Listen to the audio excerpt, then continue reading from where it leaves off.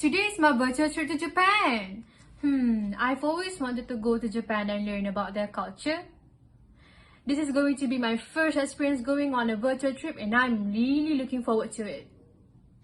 Once this pandemic is over, I'm surely going to visit Japan. Oh look, it's nearly time for it to begin. I have my goggles ready and let's see what Japan has to offer us.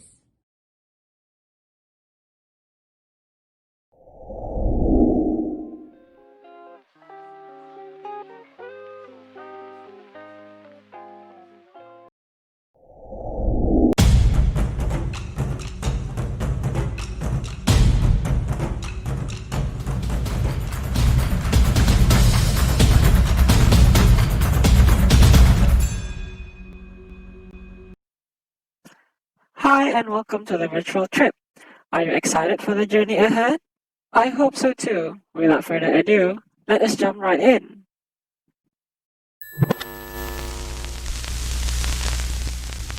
Welcome to Japan.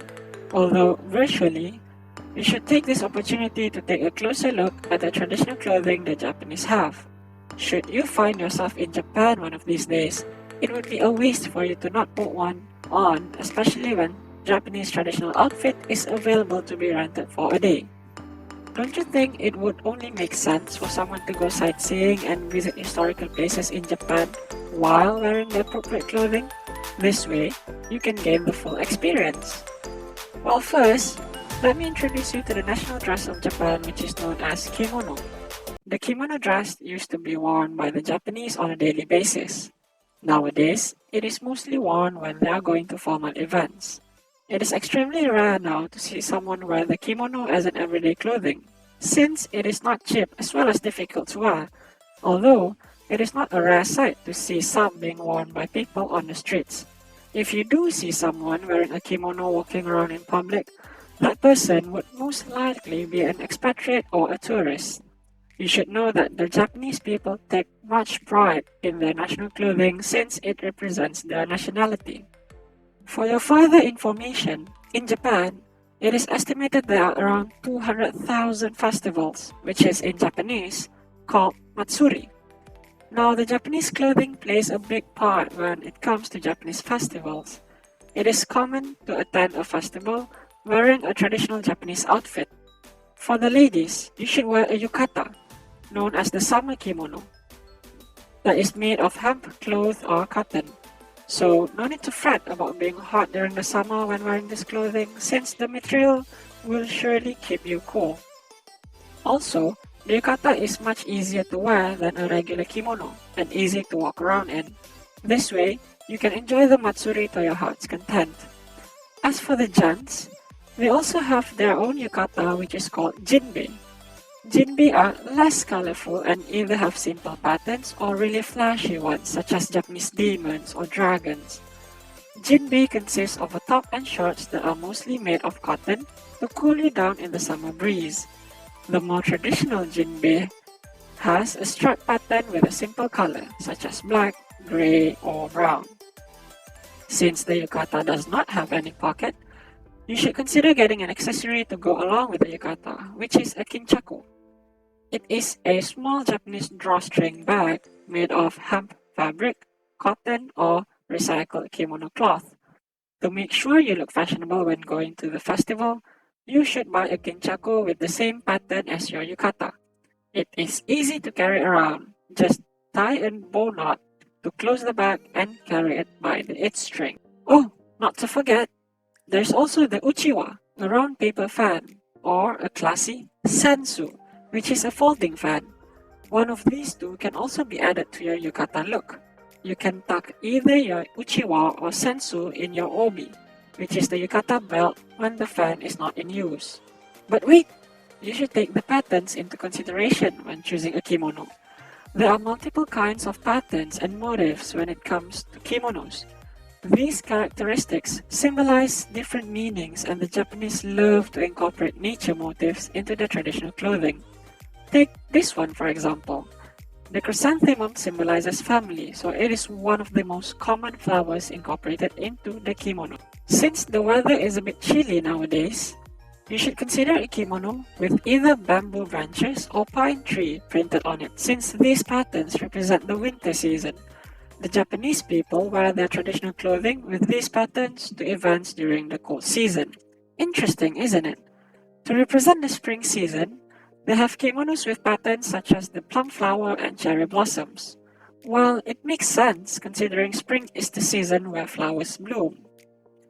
If you don't already know, renting a kimono or yukata costs around 150 ringgit to 200 ringgit, so you can imagine how much it will cost to buy a single kimono. Whew! But have you heard of this type of kimono? It is called the junihito, and it costs around 280,000 yen, and that's around 10,000 ringgit. The reason why the junihito is so expensive is because there are 12 layers to the clothing, and all of them are made of pure silk. No wonder the price is exorbitant. Also, this kimono was worn by noble women and ladies in waiting during the Heian period. Look, there's even a picture of the Empress Kojun in a junihito during her enthronement in 1926. They don't really wear the specific kimono anymore since nowadays, it is normally reserved for the highest state function. Do not ever give the chance away if you would ever get one, to see for yourself the various types of clothing that Japan has to offer. Such cultural values should be celebrated and shared for the world to admire. Now, what do you think of the abundance of styles from different eras of clothes that you've seen so far? Oh, I never knew Japan has different types of clothing. This is new and interesting information about Japan, and I would love to know more. Clothes, festivals, and food are elements that coincide with each other more than you think so. Look out for festivals and food, as they have also proven to be quite the tourist attraction. Now that you look the part, you can just jump right into the festivities. Run along now and enjoy the festivals. Wow, such cool information about clothing. It is really informative and helpful, as I believe that traditional clothes should be more appreciated in our generation. So, where are we going next for this virtual trip? I am enjoying it so far. Now, I'm going to cover about the festival aspect in Japan. Oh my god, can you guys feel the coldness yet? Well, before we start, don't forget to wear your jacket as I am going to bring you to this one interesting snow festival that we have in Japan. It's going to get real cold down here. Well, this festival is called the Sapporo Snow Festival, which is pronounced as Sapporo Yuki Matsuri in Japanese. This festival is held for 1 week every February in Sapporo. As we are aware of the COVID issue, they might have to cancel this festival in order to avoid another cluster in our country. Let's go back to explaining about this festival. It is actually one of Japan's most popular winter events. This festival started in 1950 when high school students built a few snow statues in Odori Park. Since then, it has developed into a large, commercialized event featuring spectacular snow and ice sculpture. Look at them having fun playing ice rings with their loved ones. It must be fun. I've heard that the ice rink is one of the most played games during this festival. That is so sick.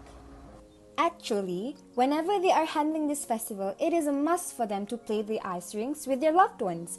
Other than that, they will also be playing giant snow slides, snow domes, and ice bars, and also nighttime illuminations, which is a major attraction to attract people to join the festival. It's really cool, isn't it? It is so cool, and this will definitely attract a lot of people all around the world to visit this country. Not just that, this is a very fun place to visit too, to have fun with your family. It is so lovely and cool to be here. That's true. Do you guys know how amazing this festival is? It is super amazing that this festival managed to attract more than 2 million visitors every year. Sugoi, sugoi! Sugoi means good in English. The Sapporo Snow Festival takes place every year at 3 main sites, which are Odori Park, Susukino, and Sudome. Another cool thing is that the entrance is free. But still though, you might have to pay extra to take part in some of the cool activities like the ones I've mentioned before. Also, do you guys want to know another one sugoi fact? They will actually hold an international snow sculpture contest at the Odori Park. This has been happening since 1974. Also, I'd like to add, just in case if any of you guys want to join this festival in the future after COVID ends, make sure that you guys wear something warm because it's crazily cold out there. To think of it again, this is why they are very good now for this event. Because, as you have mentioned just now, this festival has been happening since 1974. They are very experienced and this is why it is massive. I believe that this festival should be experienced by everyone at least once in their life. And also, if you want to see how the festival is prepared, don't forget to go to Odori or Susukino site the day before the opening, and you will get to witness how the people work on the ice sculptures. It will be a timeless memory for you guys, I promise. Anyway, all the ice sculptures will be destroyed on the next day after the snow festival for safety reasons, so yeah. Unfortunately, the festival is short and that is the only period that you can enjoy the snow and ice museum. Whenever you get to join the festival, don't forget to enjoy it while it lasts. I believe everyone will love and enjoy the festival. No matter how old they are, this is such a fun festival for everyone. Now that we are seeing a cold and icy festival here, I wonder if we have a summer festival in Japan. Now, I think you can discard your thick boots and gloves as it is not frigid here anymore. February season in Japan, you can expect the weather to be warmer during the day in a certain district. Not forgetting to mention the most anticipated time awaited by many too. Oh, I know! Is it because of Valentine's Day? Oh no dear, even better than that. It is not only romantic and fun, but also you get to explore yet another wonder of Japan. The 12th and 26th of February are the most anticipated time by the Japanese as it is a time where the sky is accompanied by thousands of lights. Wow! Tell me more about it. Well, let me show you instead. Oh my! Beautiful, isn't it? Yes, indeed. Oh, look! It's like watching a sky full of stars. This lovely scenery before you is the Nagasaki Lantern Festival, or known as Nagasaki Lantern Festibaru, which is the biggest lantern festival in Japan. Taking place in Nagasaki City, this festive event is held to celebrate Chinese New Year. Chinese New Year in Japan? That is interesting. I never knew that you can celebrate Chinese New Year in Japan. Is there any reason behind it? Well, in fact, you actually can. Fun fact, do you know that Japan and China had a long historical background and interaction in trading? Nagasaki City is one of the 3 biggest Chinatowns along with Yokohama and Kobe, which is why this festival is held to commemorate the Chinese migrants and descendants in Nagasaki City for their New Year festivity. Nagasaki Lantern Festival has been an official and annual festival since 1994. That long? I think the fact that the Japanese are appreciating the Chinese celebrations is very cool and shows how welcoming they are of the other cultures. Look over there! Over 15,000 lanterns and lights, the citizens will bring their lantern of choice to burn and send it to the sky, brightening up the city for the next 15 days. The view just took my breath away. Oh, to witness the spectacular view in real life, just imagine how romantic and lively the atmosphere will be. You will most definitely want to bring your loved one to enjoy this event together. I know, right? Do you guys know there are more activities that you can do with your loved ones here? Besides the stunning lanterns, this festival offers a lot of other great attractions such as Empress Parade, Chinese line dance, Chinese acrobatics, and more. After all, it is a Chinese celebration. Isn't it amazing? Super amazing! The cross-culture between the two just shows how festivals in Japan can be splendid and remarkably diverse. Well said. So, if you are planning a trip to Japan, you should consider visiting at this time of the year to relieve the cultural experience and bright Nagasaki sky in the night.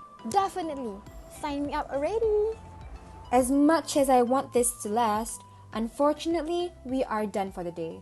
Thank you so much for accompanying me tonight. I hope you had fun. Now go ahead and take a rest.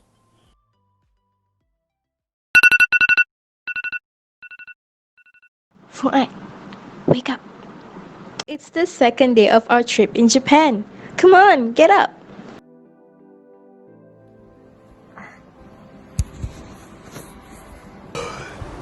Hey, ohayou gozaimasu. I had a great and exciting tour of the festival yesterday. I had a great sleep last night.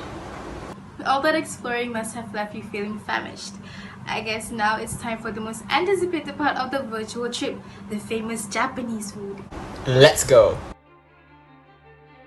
Did you know that Japanese cuisine has actually been influenced by other nations' food custom, but has adopted and refined them to create its unique cooking style and eating habits? Rice has played an essential role in Japanese food culture after diplomatic relations with China in 300 BC. Interesting. I also know the use of chopsticks and the consumption of soy sauce and soybean curd or tofu also originated from China, but were then adapted into the Japanese culture. Now, the Japanese established staple food, which usually consists of a bowl of rice, gohan, a bowl of miso soup, miso shiru, pickled vegetable, sugemono, and fish or meat. The beverages are usually hot green tea or cold barley tea, although beer and sake may be served with dinner. They also take great pride in their seafood, appear in all kinds of dishes, from sushi to tempura. Another unique Japanese food that will be the famous toy candy, dagashi. Dagashi is fun and cheap Japanese snacks, many of which hold a sense of nostalgia for Japanese adults. Did you know that the term dagashi was coined during the Edo period back in 1603 to 1868? During that time, the resource was scarce and sugar was costly. Dagashi was created to be a more affordable snack option than wagashi and other sweets made of sugar.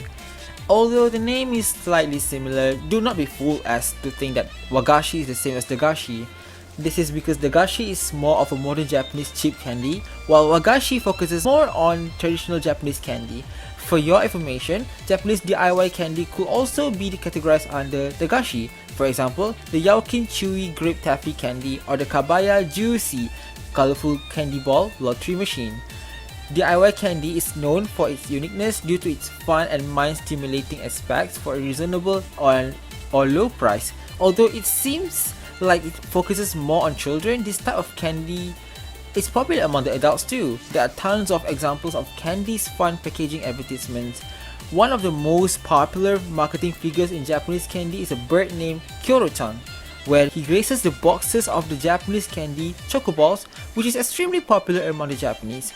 These engaging wrappers are not the only unique marketing technique in Japanese candy, but are also interesting in shapes and packaging, which make the candy you buy a lot more fun. One of Japan's most popular brands is Kinoko no Yama, or Mushroom Mountain. These chocolate-covered biscuits are shaped like mushroom, which may not be affect the taste, but in my opinion, makes them way more fun. That sounds interesting. I've never actually tried Japanese candy before. But now that you've explained to me about dagashi, that will definitely be the first thing on my bucket list. Fun fact, did you know dagashi has benefits to the emotional, mental, and physical being of a human?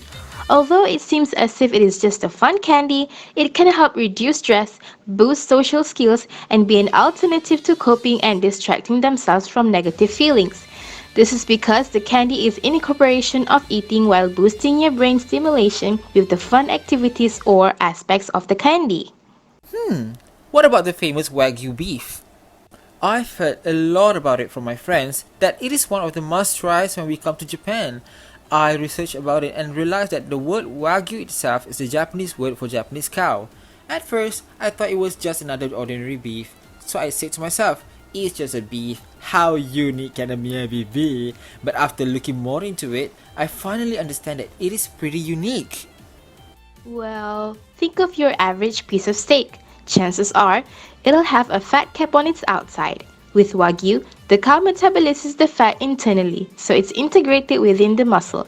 This means that any other breed would not produce Wagyu beef, as the Wagyu beef is the only breed to have managed to do so. Wagyu beef is well known for its high nutrition, containing 30% higher unsaturated fat than standard beef. This is why it gives out the exceptional savory flavor to Wagyu beef. Also contains a fatty acid known as shimofuri, which is rich in omega-3. It has good cholesterol and is definitely healthy for our heart. Wagyu beef sounds like a delicious and healthy meal. I also heard that the farmers in Japan take farming to a whole new level. Yes, the cow's environment is placed far away from any crowd so that they will be stress-free. It is situated in cool mountains terrain where the farmers keep an eye on the temperature inside the cages to prevent any extreme heat or cold changes. High-quality green grasses and tons of vegetables as well as fruits. These cows have it the best compared to other cows. Extra vitamins and calcium were also given to these cattle for more nutrition. I also heard that they play music to the cows. How luxurious! Well, someone definitely did a little bit of their research before coming here. I am glad that you did, but alas, we have come to the end of our tour of the Japanese food culture. Maybe next time you can come here again and we can delve more deeper into the food culture. Now, we know that Japanese food is not only considered a meal but an essential aspect of culture and modern society because through a meal people can socialize, build stronger bonds, cooperate, work in teams, and help society to develop. Traditional food in modern society is also fundamental to keep the culture, as without these traditions and a variety of foods available in Japan, the Japanese culture would probably not be the same as it is today. It has come to the point that food was a way for people to identify themselves with their culture and roots. Food had a positive influence in society that encouraged each generation to transmit to future generations certain traditions, knowledge, and respects toward food and nature. Hence, this helped Japanese food be considered an essential component of their culture.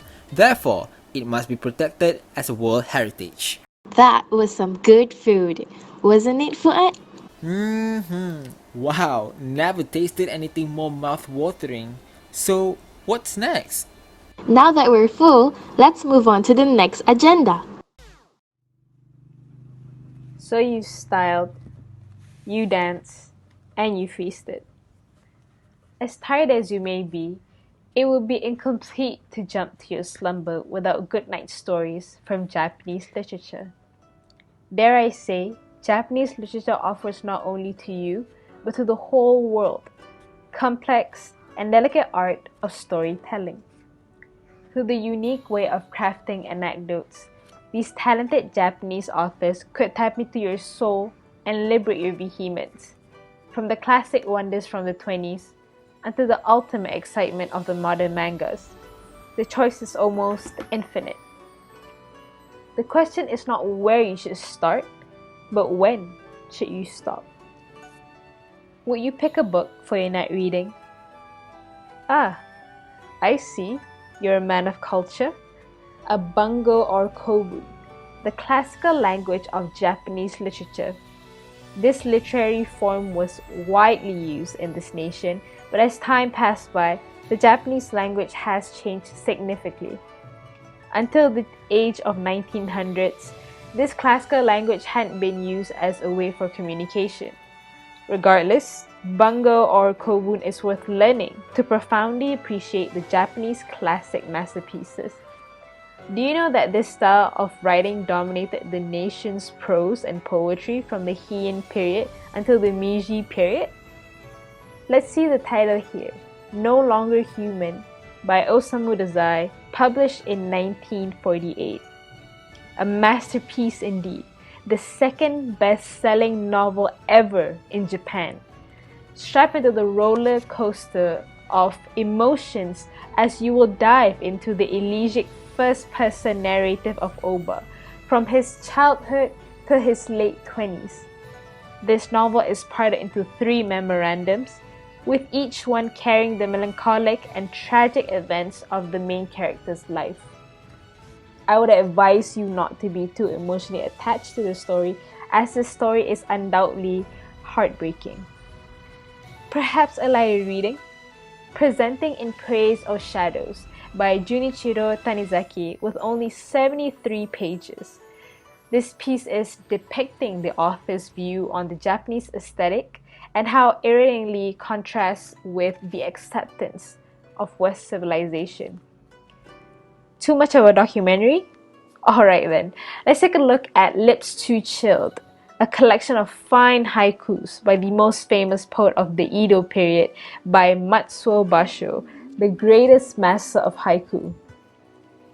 Let's jump a few decades forward and get to know the modern literature of Japan, shall we?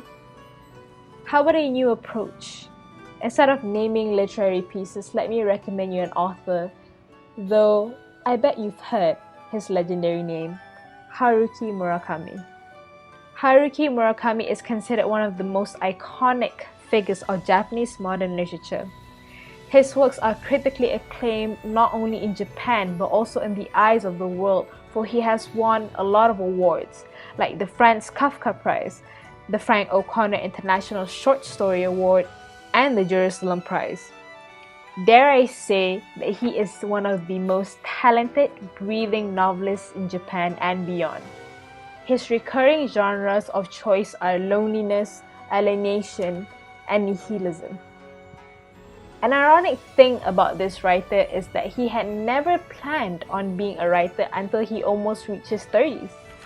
He used to own a coffee house and a jazz bar to support his living, and in one fine baseball match, he was suddenly inspired to write his own novel, Hear the Wind Sing.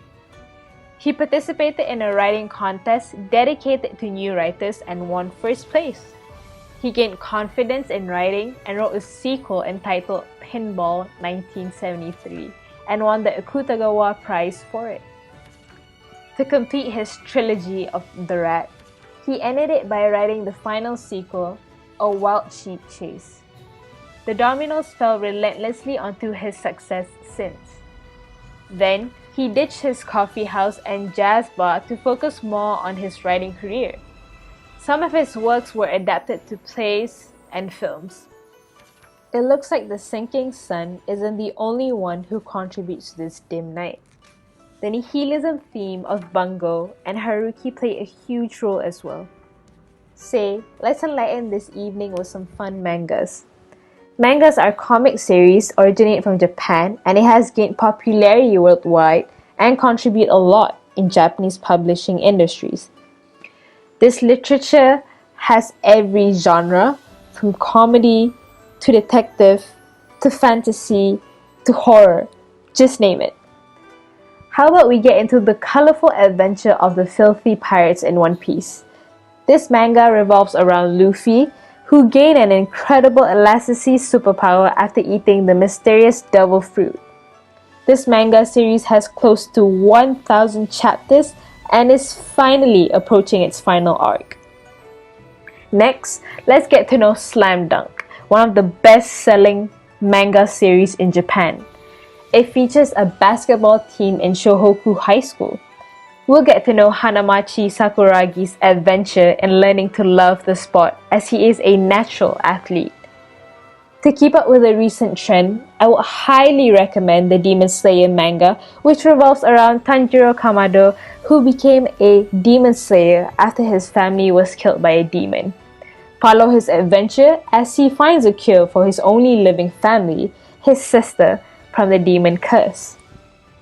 What a fine reading session. An evening well spent. We do hope you had a wondrous adventure on this virtual tour. Do consider revisiting us again. We will be more than glad to welcome you one more time.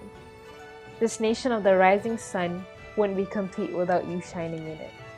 Sweet dreams and good night.